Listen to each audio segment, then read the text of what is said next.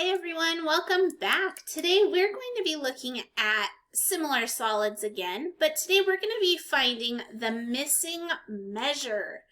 So in our last lesson, we looked at determining are they similar by creating proportions and finding what the change was. Was their change equivalent?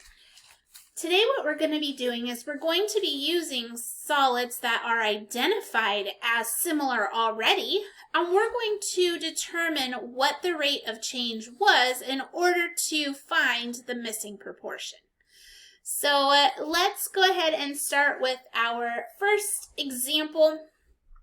And our first example is two different cones. So we have cone X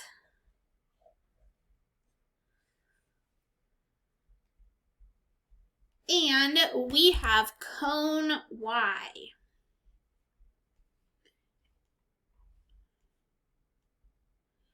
And our job is to determine, are these cones similar? That's a lie. They are similar. They told us that they're similar. Our job is to find the missing dimension. So in cone X, this one has a radius of 5 yards, and the slant going up from the bottom to the top of the cone right here is 13 yards. This cone, cone Y, has a radius of 7 yards, and the slant L is unknown. So our job is to use this information to find the value of X. So just like we did yesterday, we're going to compare the two things that are the same. So we're going to look at their dimensions.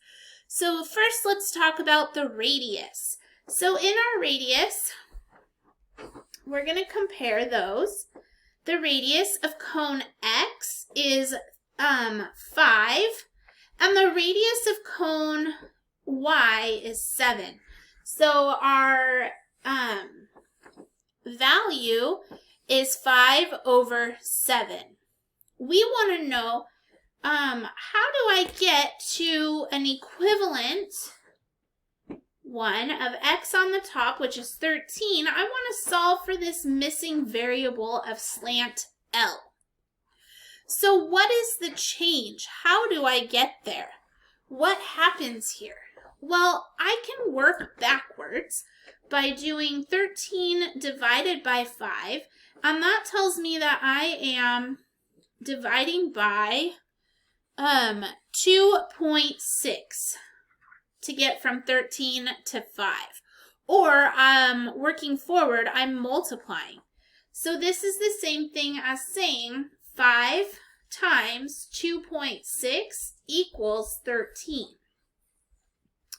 So on the bottom, in order to keep this equivalent, I need to multiply by 2.6. So on the bottom, I'm going to do 7 times 2.6, and that's going to give me, oh, that is not a 6, Miss Englander. That's going to give me the number on the bottom of my fraction, which represents L. So let's go ahead and pull out our calculator and clear this thing out. And we're going to do 7 times 2.6, and that gives us 18.2. So the value of L equals 18.2 yards. So you've used a proportion. You're solving for equivalent fractions almost, just like you have in the past. All right, let's do another example. In this example, we have some square pyramids. I'm laughing because now I actually have to draw. I have to draw a 3-dimensional pyramid. So let's see how that works out for us. Okay, our first example in this problem gives us a square pyramid. And the square pyramid, it has a base that is a square. Don't know how to draw this.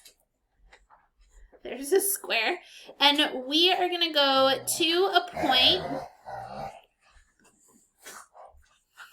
somehow, some way. We're going to do this. All right.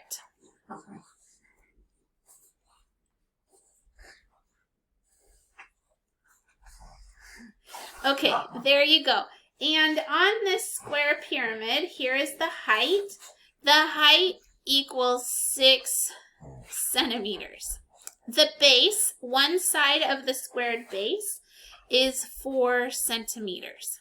Okay, this is going to be compared to another square pyramid, which is a similar figure, except its base is just a little bit, the whole thing is just a little bit bigger. So it comes up like this, like this. These are so hard to draw. Okay, and so we have a height here. The height is going to equal 14 on this one, and they want to know what is the side base. Okay, so our job is to compare the dimensions that are the same and solve for the missing side, which is S. So let's go ahead and create two fractions. Our first fraction is going to look at the height, okay, because we have both heights. So I have a height of 6 over 14. And I'm going to compare that to a side of 4 over S. And I want to know, how did I get from 6 to 4 so I can do the same thing for the S? Okay, so what is my rate of change? So to get from 6 to 4, I'm going to guess again that it's 1.5 because this seems to be the number we've been using a lot of. So 6 divided by 4 is, look at that, 1.5. So to get from 6 to 4, we divided by 1.5. So on the bottom, I'm going to also divide by 1.5. So let's do 14 divided by 1.5, and that gives me 9.33 repeating, or 9 1/3. So the height or the length of my side is 9 1/3 centimeters. So again, I'm using two similar figures to help solve for that missing dimension. Okay, we're going to do one more example. Then from there, we're going to let you try it. So let's go ahead and get one more example in here. Example C. All right, example C. Our last example today has a cylinder. Oh, goodness. It has a cylinder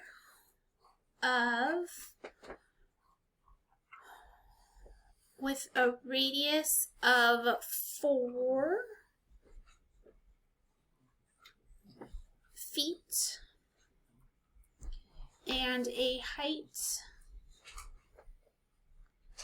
of 10 feet, and this is cylinder Q. So cylinder Q. And then we have cylinder R. And cylinder R has an unknown radius, and it has a height of 5 feet. So we know that these are proportionate. They already told us that these are two similar solids. Our job is just to solve for the missing value. So we're going to combine the thing, or compare the two things that are the same. So let's first start by looking at the dimension of the radius. So the first thing we're going to look at is the radius. The radius has a 4 for Q and an R for cylinder R.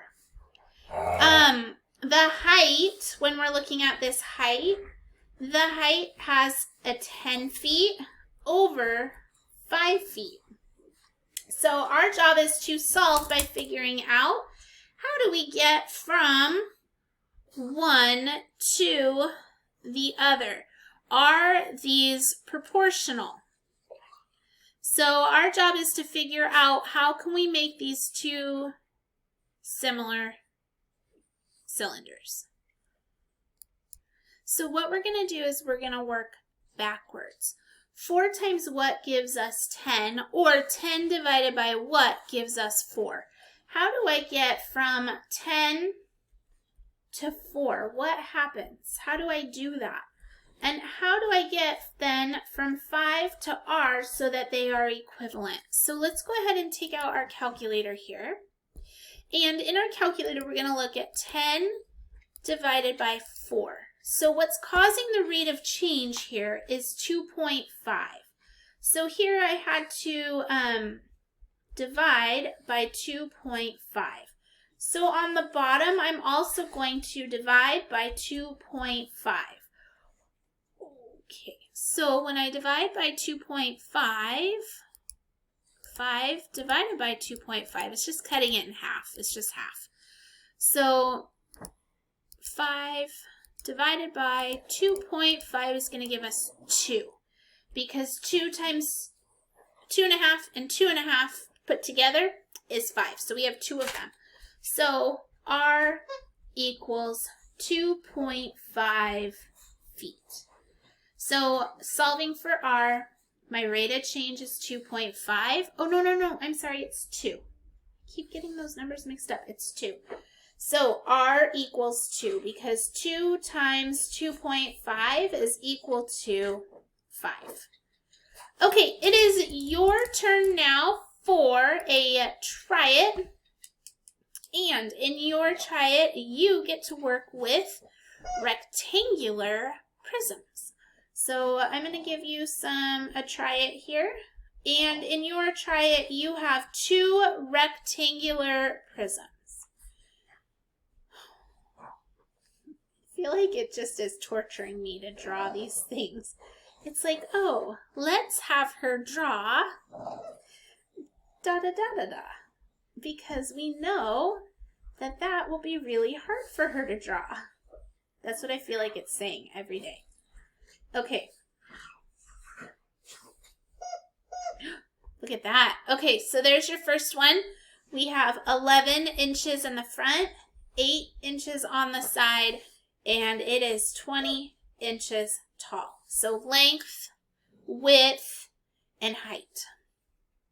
We want to know what is the rate of change, or what's my constant when I compare this to, sorry that my dogs are squeaking in the background, this rectangular prism here that is